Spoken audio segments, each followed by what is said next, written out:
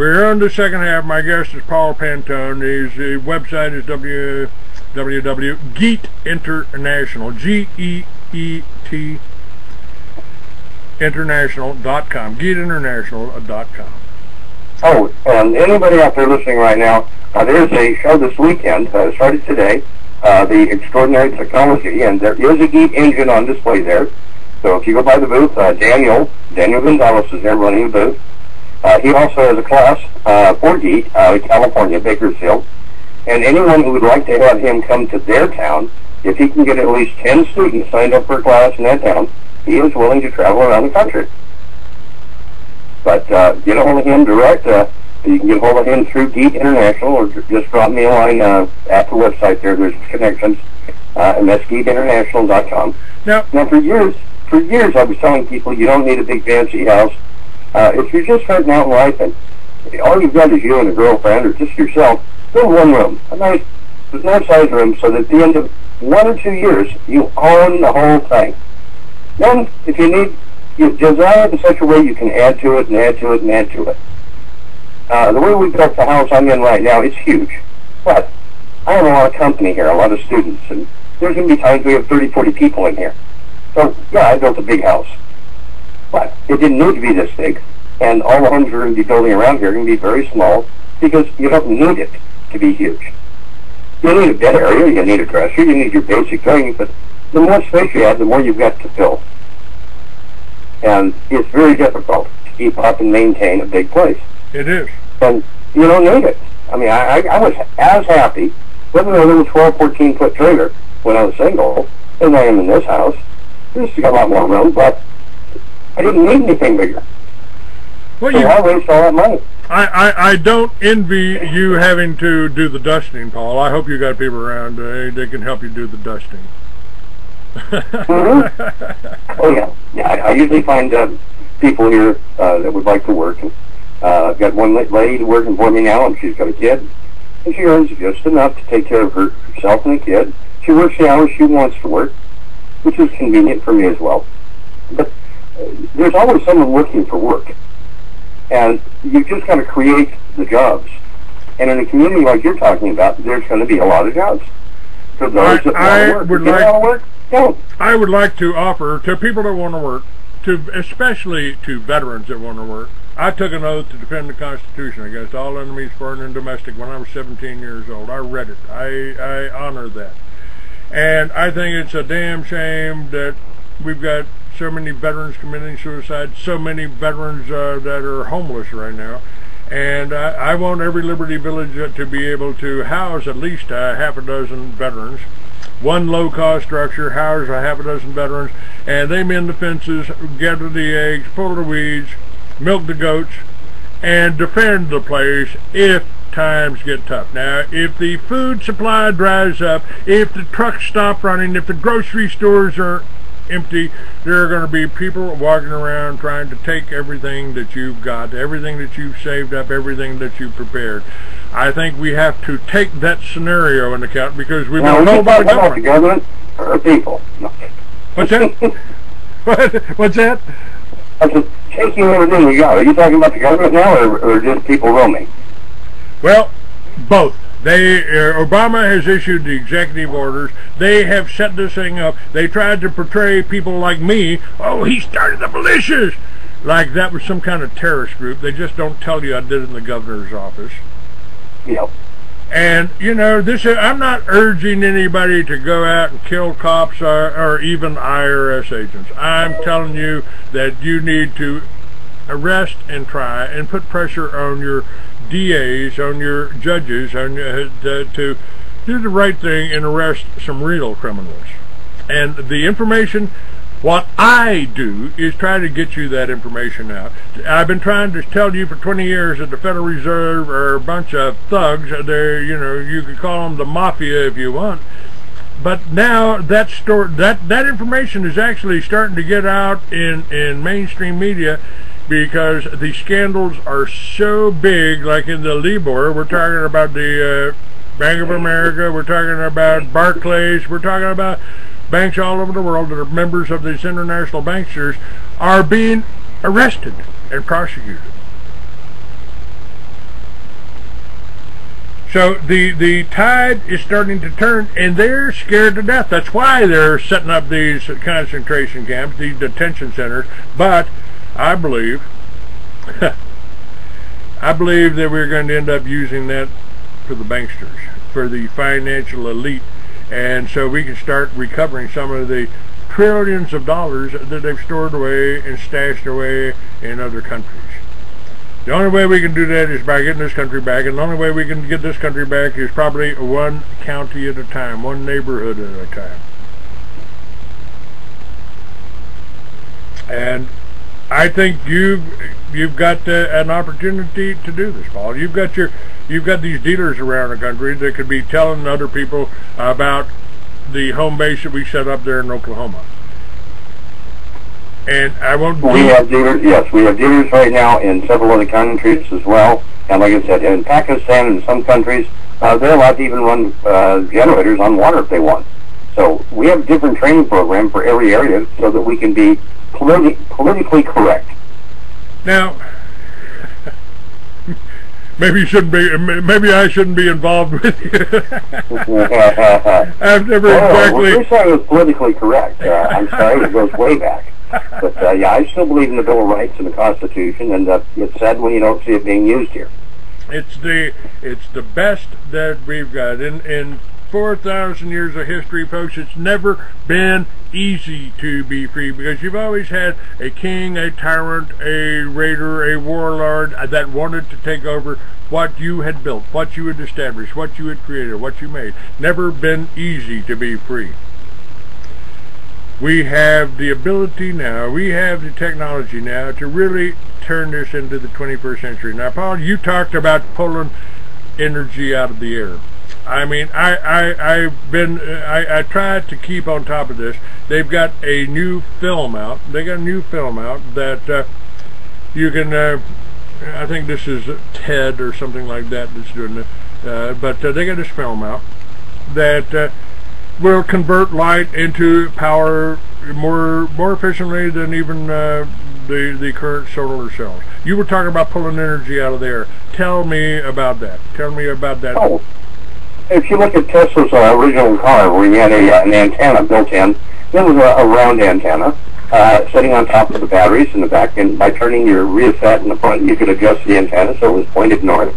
And when you're pointing the interior rod of that north, it's a copper rod, it picks electricity up. The electrons that are going by it are picked up and pulled into the batteries. So the technology has been around for 100 years, and people forget that we used first batteries years ago to run the telegraph. Well, that was in the 1800s before we had power lines. So we've got voltage and amperage there. It's not a high voltage and high amperage, but it is adequate to give you lighting. And it'd be nice enough to have a little pump or two so that you could circulate warm water from out of a compost pile to heat your home all winter long. You don't have to have expensive heating systems. You could do a very inexpensive one that would cost you maybe $25, $30 a year. So we don't have all the luxuries that you have in a brand new modern home in a big city.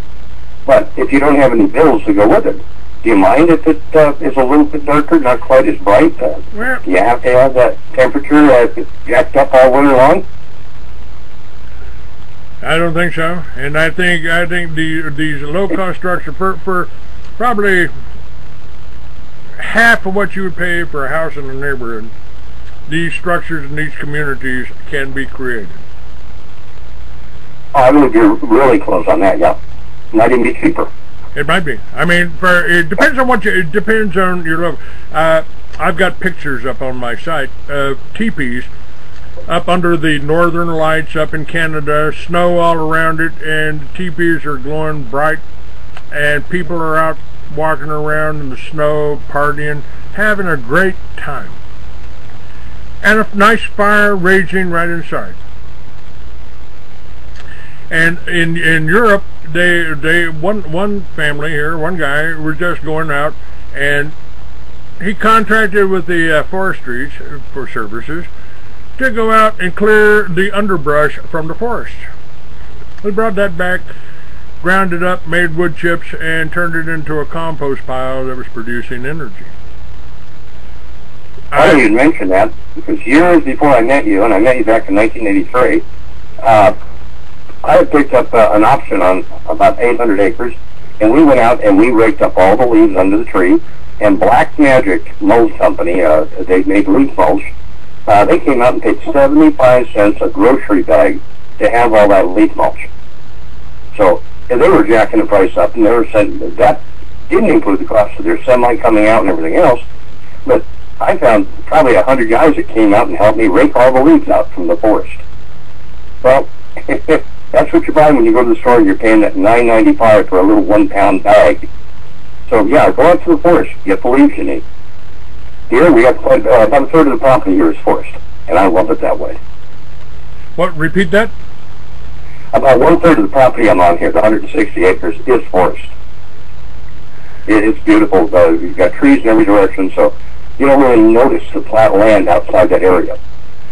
Are you aware? Now, there's 16 states, folks, that have medical marijuana. I wrote a book about the United States when all laws against victimless crimes had been abolished, and you could walk down the street and smoke a joint, or walk into a drugstore and buy your heroin or cocaine, like you used to be able to do here 100 years ago, laudanum or cocaine was available at your local dentist and drugstore.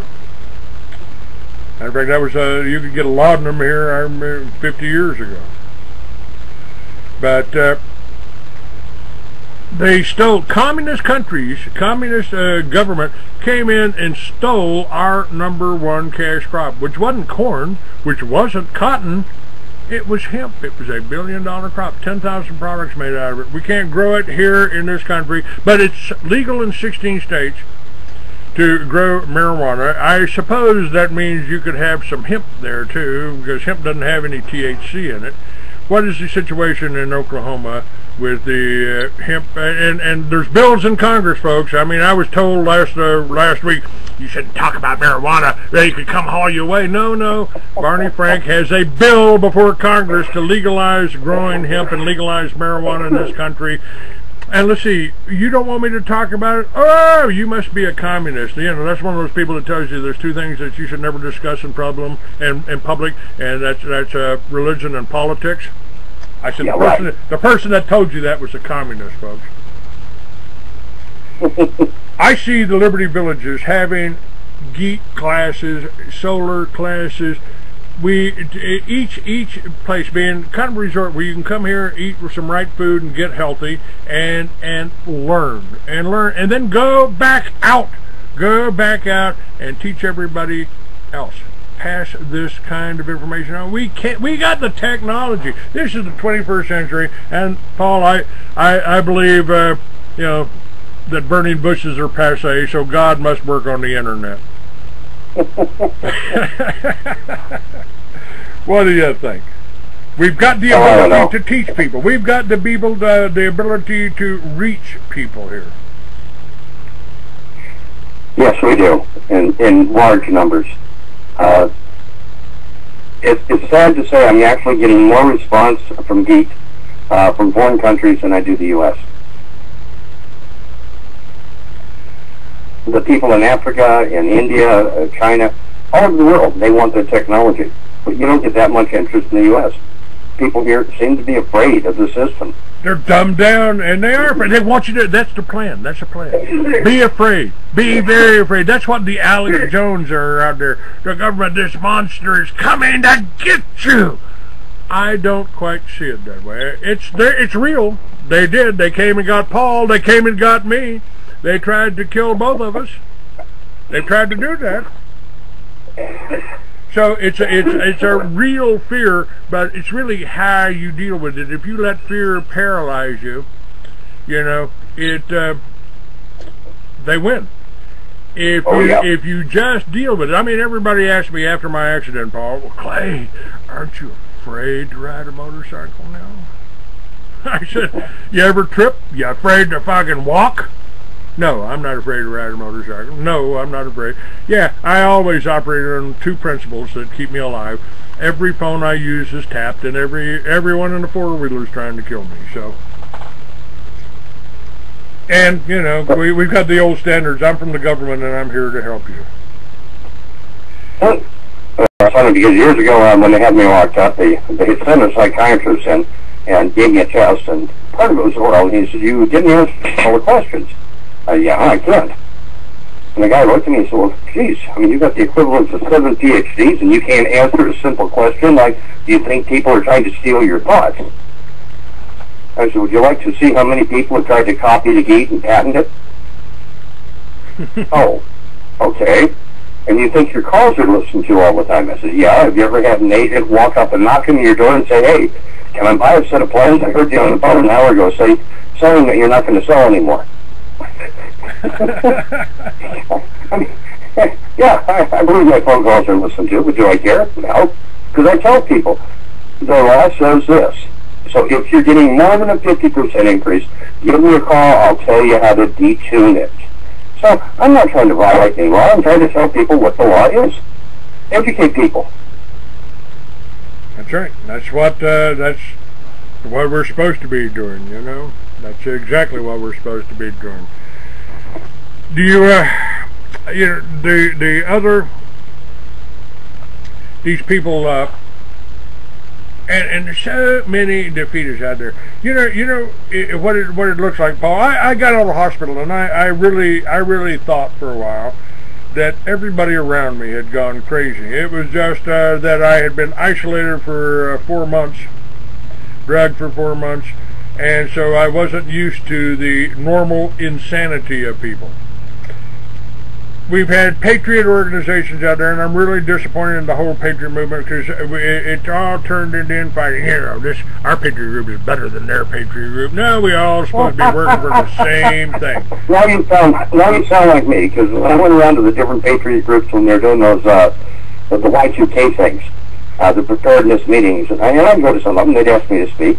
And on one of them in Portland, I think it was, I got up to the stage and said, you know, really, there's no reason for me to get up here and talk about the patriot movement because none of you are willing to get along with each other, and there's no strength unless there's numbers. So since there's no harmony among you people, you'll never have any strength. So I'm not going to talk about that. Let's just talk about GEET. And there are a few people that are scratching their head. What does he mean? We're right and they're wrong. And exactly what you were just saying.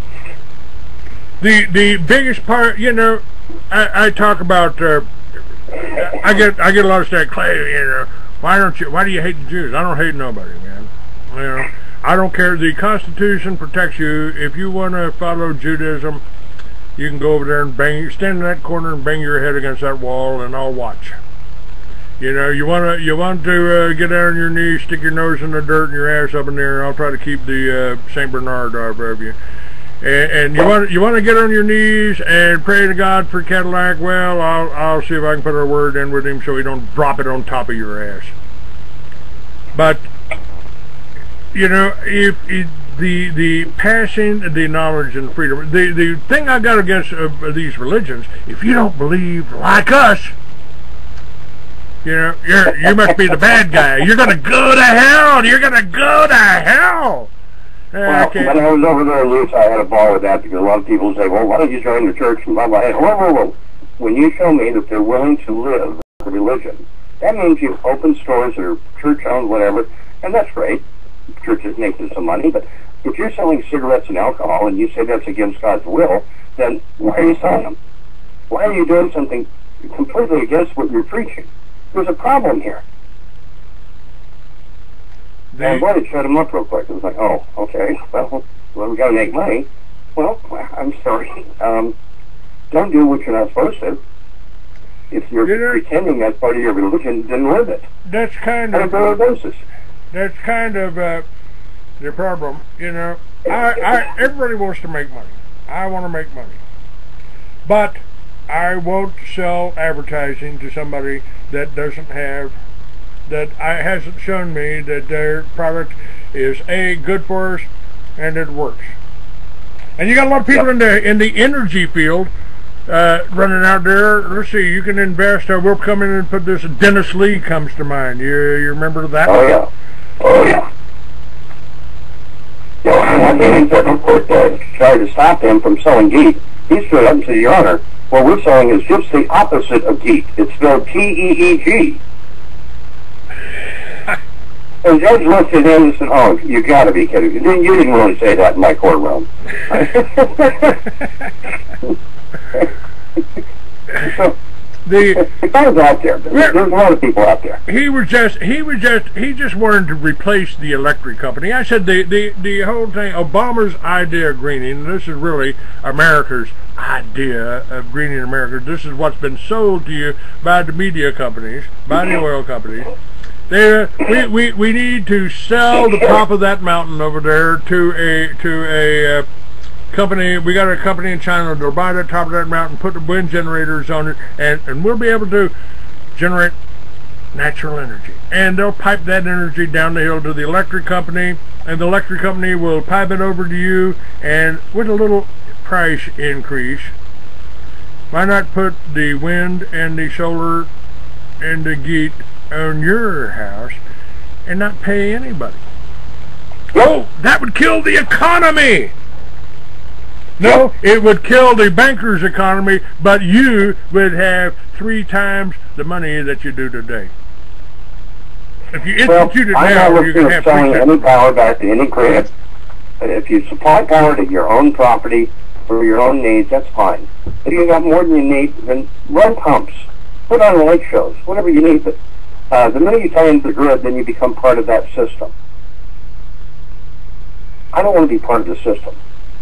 Years ago, I pointed out that every gas station in this country could have about a 25 to 50 kW generator sitting right next to the vent pipe at the gas station. So instead of venting all the vapors into the air, you can run it into a generator, powering that business, and selling excess off to the power company, instead of dumping the pollution into the air. But nope, there's one gas station in this country willing to do it. Well, there's a company in El Paso, I think it's controlled out of Canada, and they started out as Vertigo or something like that. They designed a system of pipes, and they piped water through it. It went into a ladder system, so it ran up, and you formed a wall of water with water flowing through it, and they added algae. Algae is the fastest growing plant in the world, and by the time all the New Mexico sun shone down on those pipes with the algae growing in it, they siphoned the algae off. They said they could make enough biofuel to run every truck in the country from New Mexico. What about that? I love it. Now they have machines. I don't know exactly what the price are, but there's a machine that you can get in that will turn, oil or grease or whatever into biofuel, mass into biofuel. Well, biodiesel. There was a big biofuel plant down there by Pahrump, Nevada I went to visit, and I think he said it was a $20 million plant. And I said, well, first of all, your customers are going to be Las Vegas, big cities, so why did you take a place, 60 miles, 70 miles away, so you have to truck it? That doesn't make sense. It should be closer so that you're not trucking it, wasting all the fuel, getting it to and from. And then he walked me through the whole plant, and we got all the way to the end, and he said, well, what do you think of it? I said, let's go back to the other end. I want to swing by my car. And I reached in the back of the Cadillac, and I pulled out that little engine that you saw. And I set it down next to his first barrels, where the vegetable oil comes in. I scooped out about a cup and poured it in my chamber, and I fired my engine up. I said, by modifying the engine, which is very inexpensive, you can run it right off the French fry oil, and it runs smooth and clean and no pollution. So why would I want to spend $20 million to process it, blend it back in with diesel, and then truck it all the way back to Las Vegas when I could do it right on hand in the car? It's a miniature refinery.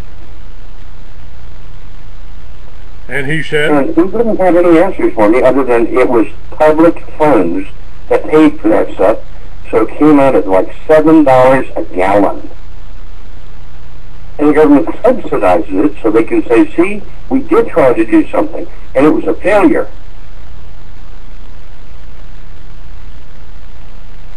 Yeah. Yeah, all right, I will open the guest chat for a while, since I've got 3 minutes left. And I don't deal well with trolls. And, Paul, with me, it's all about, with the attacks that I've been under, it's all about money. I mean, I would be in Oklahoma tomorrow if I had the ability to move this trailer there. That's the way I used to be. That's the way I used to do it. I would be there. Well, maybe one of the listeners out there will say, hey, let's get this together. Well, it's there together. It's to get together. I've got 25 years of research in here. I've got people like PaulPantone that handle the setup of the energy, because that's it. That's it. Yep.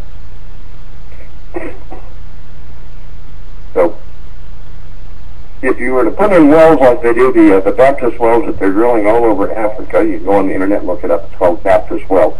You can use just air pressure and water to drill your holes, so you're going to end up about $500 max per well to put water wells in. You can put in all the storage you want, put in a couple of ponds, nice little lake, and keep all the water you want so that people can live around a nice little waterfront. There's wells. The imagination. There's wells there. I'm sorry, go ahead. There's wells there? A well there? Mm-hmm. Okay. Yep. All right. Paul, we're almost out of time here. I'm looking forward to going out there, folks. We need some donations today.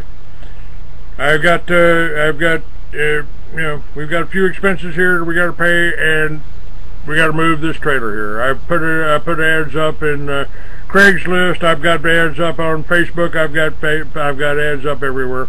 But if you're listening to this show, make a call. All you got to do is call me at 520-413-2397. You can make a donation via PayPal at clay@freeamerican.com. It's all right there on freeamerican.com. Links to GEET International, links to this show. Pass this show around. Tell people about it. If they don't want you to hear me, well, mainstream media won't tell you. Are you frustrated with your Paul, thank you.